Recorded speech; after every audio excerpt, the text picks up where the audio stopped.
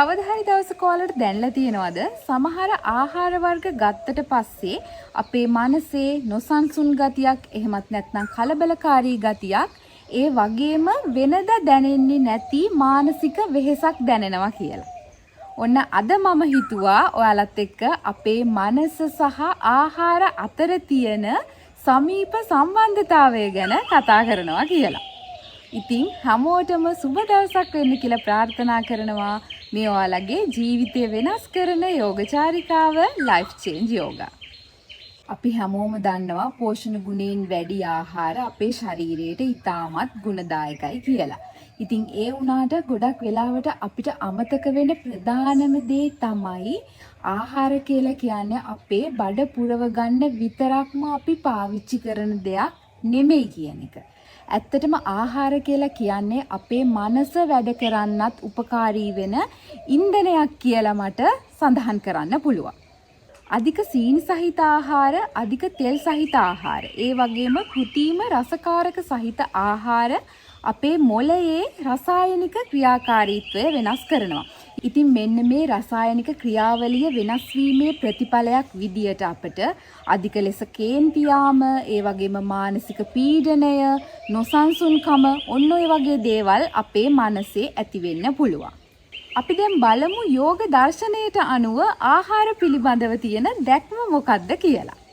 යෝග දර්ශනයේදී අපි ආහාර වර්ග කොටස් 3ක් යටතේ කතා කරනවා.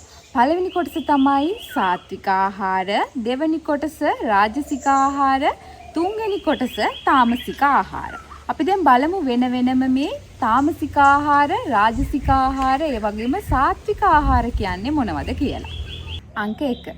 සාත්වික ආහාර. සාත්වික ආහාර වලට අයිති වෙන්නේ නැවුම් එළවලු, නැවුම් පළතුරු, ධාන්‍ය වර්ග, ඒ වගේම මී පැණි, උක්හකුරු ඔන්න ඔය වගේ ස්වාභාවික ආහාර. ඉතින් මෙන්න මේ ස්වාභාවික ආහාර ගත්තහම අපේ ශරීරයට කොහොමත් ගුණදායකයි. ඒ වගේම මේ ආහාර වලින් අපේ මනස ගොඩක් සංසුන් කරනවා, කලබලකාරී බවක් ඇති වෙන්නේ නැහැ. අංක 2 තමයි රාජසික ආහාර. රාජසික ආහාර වලට අයිති වෙනවා තේ, කෝපි, ඒ වගේම මස්, මාළු, මද්යසාර, ඒ වගේම කුළුබඩු වර්ග. ඉතින් මෙන්න මේ වගේ දේවල් අපේ ශරීරයට අපි ගත්තට පස්සේ අපේ ශරීරයට වගේම මානසිකව අසමතුලිතතා ඇති වෙන්න පුළුවන්. ඒ වගේම මානසික නොසන්සුන්භාවය මෙන්න මේ රාජසික ආහාර අපේ ශරීරයට එකතු කරගත්තාම ඇති වෙන්න පුළුවන්.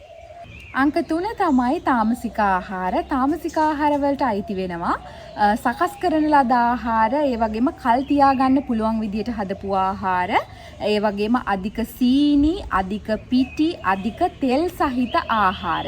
ඉතින් මෙන්න මේ වගේ තාමසික ආහාර අපේ ශරීරයට අපි එකතු කරගත්තාන් පස්සේ වෙන්නේ ගොඩක් වෙලාවට අපිට කම්මැලි කමක් ඇති වෙනවා. ඒ කියන්නේ අපි එදිනෙදා වැඩ කටයුතු කරගන්න තියෙන උද්‍යෝගය අඩු වෙනවා. අලස බව වැඩි වෙනවා. ඒ වගේම නිකන් හරිම බර ගතියක් දැනෙනවා මෙන්න මේ තාමසික ආහාර අපි අපේ ශරීරයට ලබා ගත්තට පස්සේ.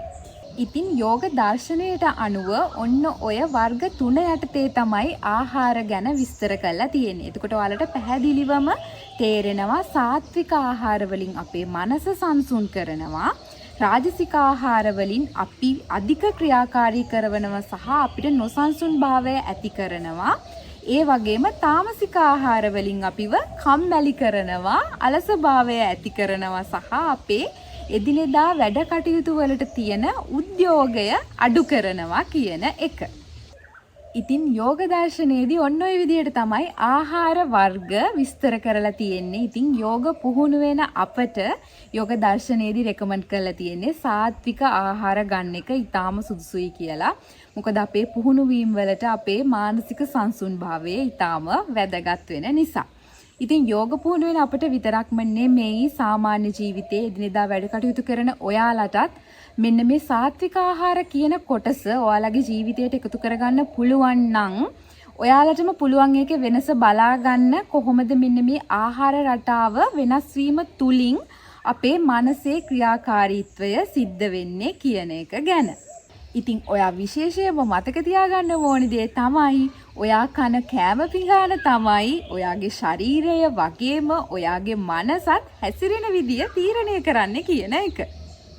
ඉතින් මම හිතනවා මේ වීඩියෝ එකෙන් ඔයාලට කෑම කොහොමද අපේ මනසේ හැසිරීමට බලපාන්නේ කියන එක ගැන සරල අදහසක් ලබා ගන්න පුළුවන් වෙන්නේ නැති කියලා.